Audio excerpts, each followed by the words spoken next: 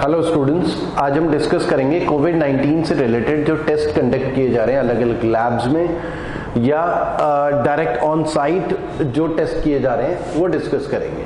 जैसे हमारे पास popular test है, एक तो RT-PCR। ये क्या होता है? रैपिड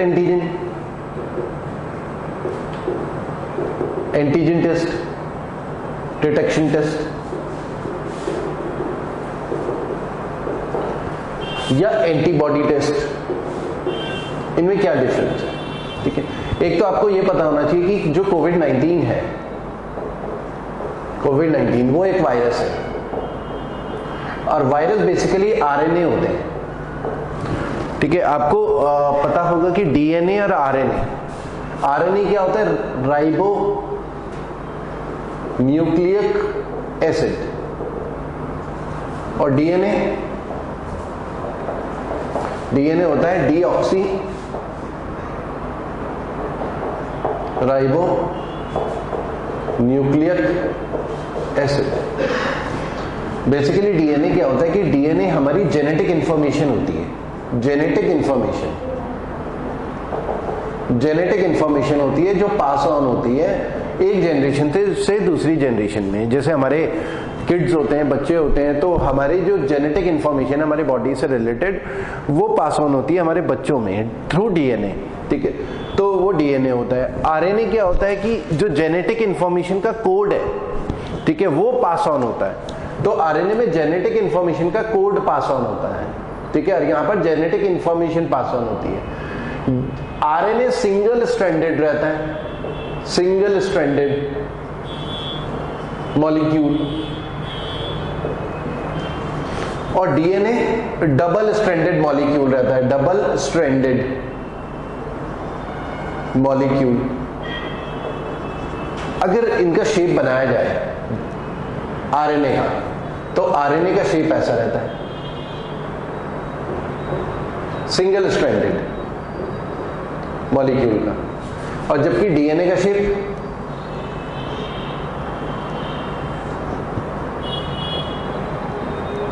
डबल स्ट्रैंडेड रहता है। DNA जो हमारी जेनेटिक इंफॉर्मेशन एक जनरेशन से दूसरी जनरेशन में जाती है। वायरस क्या रहता है? वायरस सिंगल स्ट्रैंडेड रहता है, सिंगल स्ट्रैंडेड मॉलिक्यूल रहता है। अब कोविड-19 वायरस जब हमारी बॉडी के अंदर एंटर करता है तो वो एक फॉरेन सब्सटेंस है, हम इन्फेक्टेड हो जाते हैं।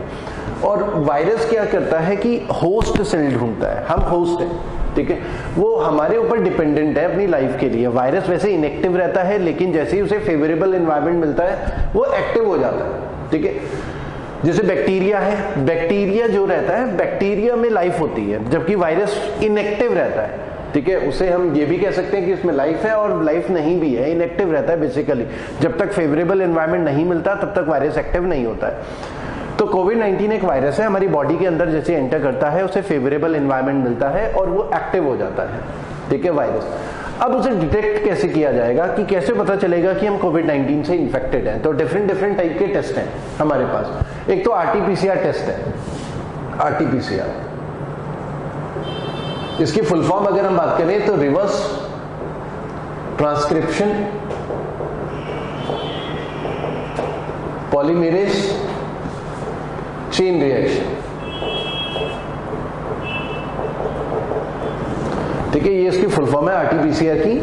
RT-PCR एक लेबोरेटरी टेक्निक है, लेबोरेटरी टेक्निक जो कि लैब में किया जाता है, लेबोरेटरी टेक्निक। इसमें क्या किया जाता है? RT-PCR में हमारे नेसल, नाक या थ्रोट,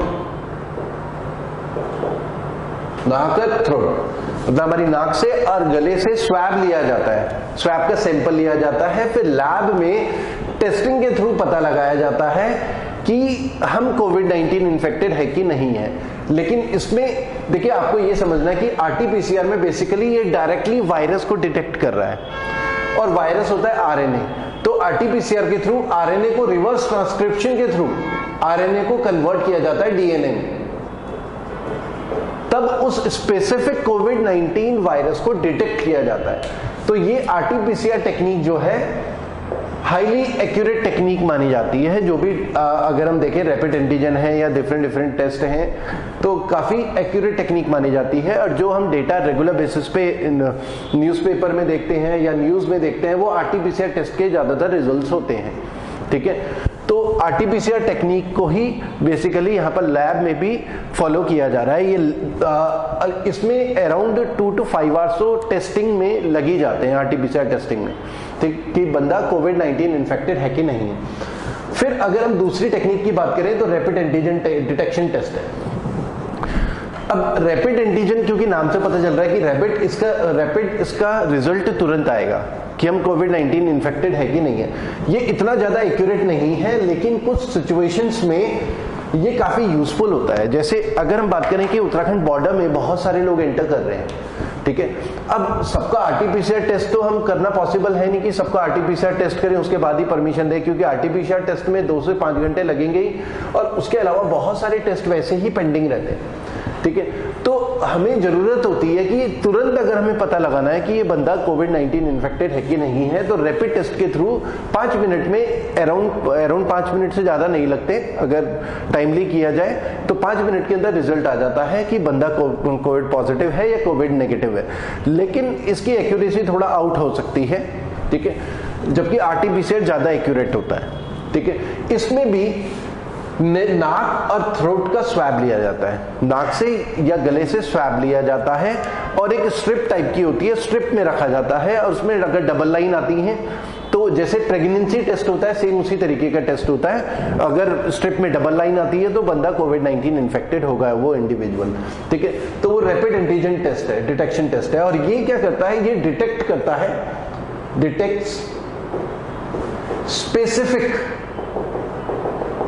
प्रोटीन, ये एक स्पेसिफिक प्रोटीन को डिटेक्ट करता है, ठीक है, प्रोटीन ऑफ कोरोना वायरस।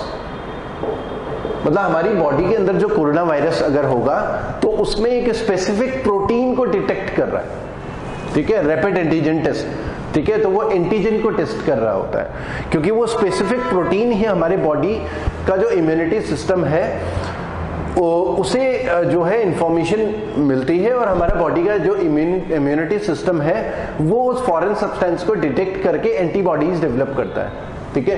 तो ये स्पेसिफिक प्रोटीन को ही डिटेक्ट कर रहा है रैपिड एंटीजन टेस्ट, ठीक है। ये 5 मिनट के अंदर किया जा सकता है, 5 मिनट में। तो ये बॉर्डर में जहां पर बहुत ज्यादा भीड़ है और आरटीपीसीआर करना पॉसिबल नहीं होता तो तब रैपिड एंटीजन को ही यूजफुल में लाया जाता है, ठीक है। फिर आते हैं एंटीबॉडी टेस्ट।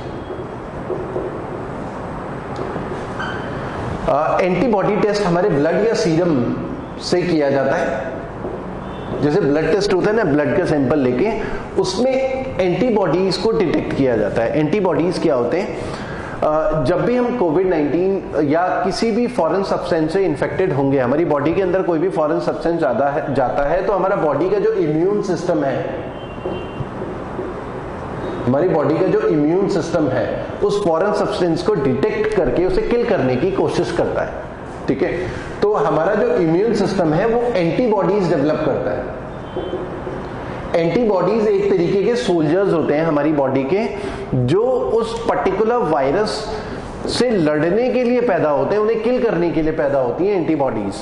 तो हमारी बॉडी का, क्योंकि हमने कई बार देखा है कि जैसे अगर कभी हम बीमार होते हैं दवाई ना खाएं तो अपने आप ठीक हो जाते हैं। तो अपने आप इसलिए ठीक होते हैं क्योंकि हमारी बॉडी का जो इम्यूनिटी सिस्टम है वो एंटीबॉडीज डेवलप कर रहा है उस पर्टिकुलर बीमारी से लड़ने के लिए। तो हमारा शरीर हमारी प्रॉब्लम्स को, बॉडी की प्रॉब्लम्स को अपने आप ठीक करने के लिए केपेबल होता है कई बार, ठीक है। कई बार वो नहीं केपेबल होता तो हम डॉक्टर के पास जाते हैं, ठीक है। तो वो इसलिए केपेबल होता है क्योंकि हमारी बॉडी में एंटीबॉडीज डेवलप हो रहे होते हैं। तो कोई भी बंदा जब कोविड-19 इन्फेक्टेड होता है तो हमारी बॉडी उस वायरस को डिटेक्ट करके बॉडी में एंटीबॉडीज डेवलप करता है, जो एंटीबॉडीज फिर कोविड-19 जो वायरस है उससे लड़ता है, उसे किल करने की कोशिश करता है, ठीक है। इसीलिए बॉडी का टेम्परेचर वगैरह भी बढ़ जाता है, बुखार भी आ सकता है, ठीक है। अब होता क्या कि एंटीबॉडी टेस्ट में ब्लड से सैंपल लिया जाता है, क्योंकि अगर हम इन्फेक्टेड होंगे तो एंटीबॉडीज भी हमारे ब्लड में डेवलप होंगे। तो एंटीबॉडीज को डिटेक्ट किया जाता है कि हमारी बॉडी में एंटीबॉडीज हैं कि नहीं है, ठीक है, तो उससे ये पता चल जाता है कि हमारी बॉडी, हम कोरोना वायरस से इन्फेक्टेड रहे हैं। इसमें बस एक प्रॉब्लम है कि ये प्रेजेंट इन्फेक्शन को डिटेक्ट नहीं करता, ये प्रेजेंट इन्फेक्शन को डिटेक्ट नहीं करता। अब क्यों नहीं करता? क्योंकि देखिए, अगर कोई बंदा कोविड-19 फॉर एग्जांपल 15 जनवरी को वो इन्फेक्टेड हुआ कोविड-19, उसकी बॉडी में एंटीबॉडीज डेवलप हो गए,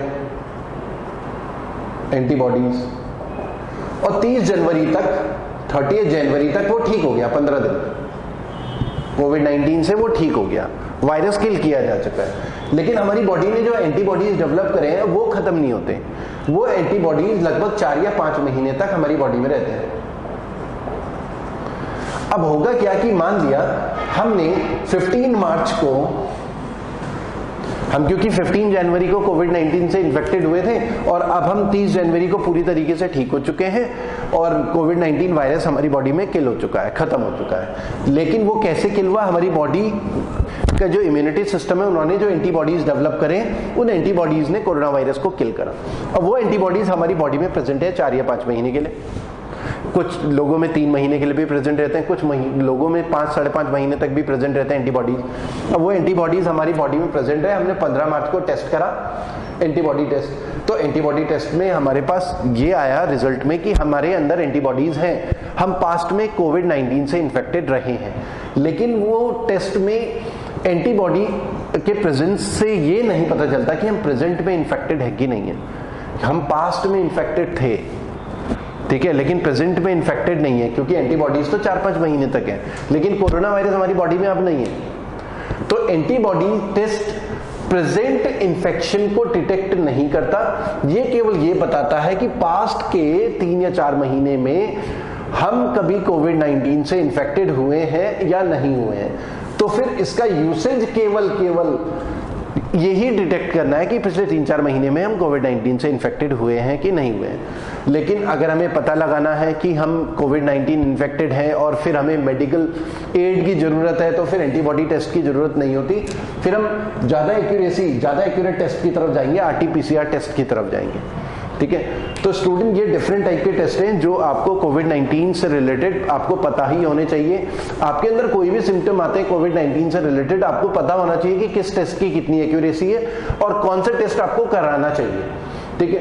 रैपिड एंटीजन टेस्ट आपको रिजल्ट तुरंत दे देगा, लेकिन ये एक्यूरेट इतना नहीं होता जितना कि लेबोरेटरी टेक्निक RT-PCR टेस्ट होता है, जो कि कोविड-19 वायरस को RNA को DNA में कन्वर्ट करके उसे डिटेक्ट कर रहा है, डायरेक्टली वायरस को डिटेक्ट कर रहा है, जबकि रैपिड एंटीजन स्पेसिफिक प्रोटीन को डिटेक्ट कर रहा है, और जबकि एंटीबॉडी टेस्ट केवल एंटीबॉडीज को ही डिटेक्ट कर पा रहा है। तो आज के लिए स्टूडेंट्स इतना ही करते हैं। अगर आपको ये वीडियो पसंद आए तो लाइक जरूर करें और शेयर जरूर करें। Thank you students.